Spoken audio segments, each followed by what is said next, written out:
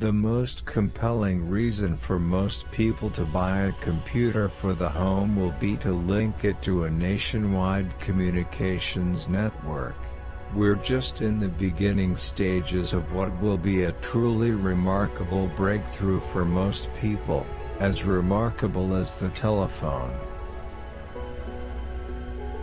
I think right now it's a battle for the mindshare of developers and for the mindshare of customers, and right now iPhone and Android are winning that battle.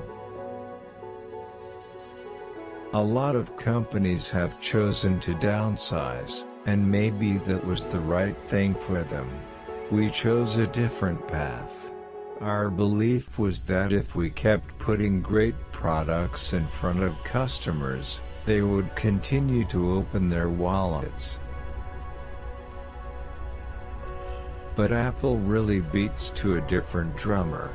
I used to say that Apple should be the Sony of this business, but in reality, I think Apple should be the Apple of this business. The reason we wouldn't make a 7-inch tablet isn't because we don't want to hit a price point, it's because we don't think you can make a great tablet with a 7-inch screen. Of all the inventions of humans, the computer is going to rank near or at the top as history unfolds and we look back. It is the most awesome tool that we have ever invented. I feel incredibly lucky to be at exactly the right place in Silicon Valley, at exactly the right time, historically, where this invention has taken form. I don't think I've ever worked so hard on something, but working on Macintosh was the neatest experience of my life. Almost everyone who worked on it will say that. None of us wanted to release it at the end. It was as though we knew that once it was out of our hands, it wouldn't be ours anymore. What we want to do is make a leapfrog product that is way smarter than any mobile device has ever been, and super easy to use. This is what iPhone is. Okay? So, we're going to reinvent the phone. First was the mouse. The second was the click wheel. And now, we're going to bring multi-touch to the market. And each of these revolutionary interfaces has made possible a revolutionary product, the Mac, the iPod and now the iPhone.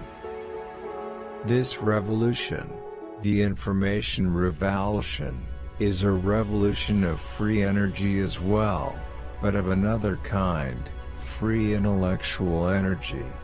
It's very crude today, yet our Macintosh computer takes less power than a 100-watt bulb to run it, and it can save you hours a day. What will it be able to do 10 or 20 years from now, or 50 years from now? The 7-inch tablets are tweeners, too big to compete with a smartphone, and too small to compete with an iPad. The design of the Mac wasn't what it looked like, although that was part of it. Primarily, it was how it worked. To design something really well, you have to get it. You have to really grok what it's all about. It takes a passionate commitment to really thoroughly understand something, chew it up, not just quickly swallow it.